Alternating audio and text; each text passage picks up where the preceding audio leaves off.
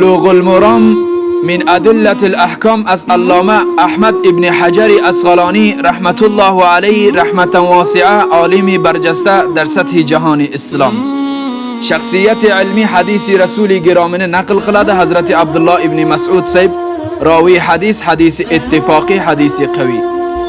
رسول الله علیه الصلاة والسلام قلت که یا معشر الشباب، ای اهل جوانلر، ای گروهی جوانلر، ای اهل بالاخره جوانلر، اگر سلرده استطاعت و بالاخره قوت و توانایی کامل بوسه فلیتزوج، ازدواج کنر دیده.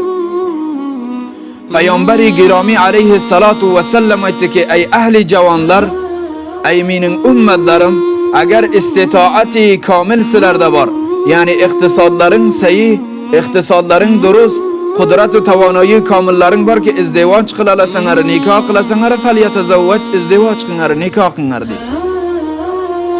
نما وچن بخاطری که سلردن کوزدرنده حفاظت قلاده نامحرم مسلمانلردن، نظر قمی سنگر به طرف خانم و عیال مسلمان تمن، اهل و فوامیل و ننگ و نوامس مسلمان تمر سلر نظر قمی سنگر دیده. ازدواج سلرده حفاظت قلاد دیده و فرجلرندن نگاه قلاده، حفاظت قلاده ازدواج و نکاح دیده که به طرف بالاخره گناه های کبیره ایگه تمنسلر میلان قمی سنگر دیده. حکمت نکانه رسول گرامی علیه الصلاة والسلام بیان قلده که گناه های کبیره دن سلرده من قلد دیده. اگر قدرت و توانایی کامل سلرده جوق بالاخره اقتصاد کامل هم است که سلر نکاح قسنگر، ازدواج قلد سنگر و بالاخره روزه اشلنگر دیده. نما وچن انرژیلرن ضعیف بسن به طرف گناهات من میلان قمنگر دیده. نکاح از جمله سنت رسول گرامی علیه الصلاة والسلام کن.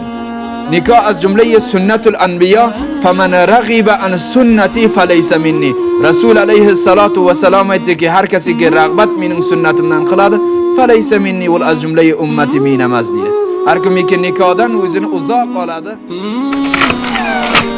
مرحبا بالحاضرين، مرحبا بالحاضرين.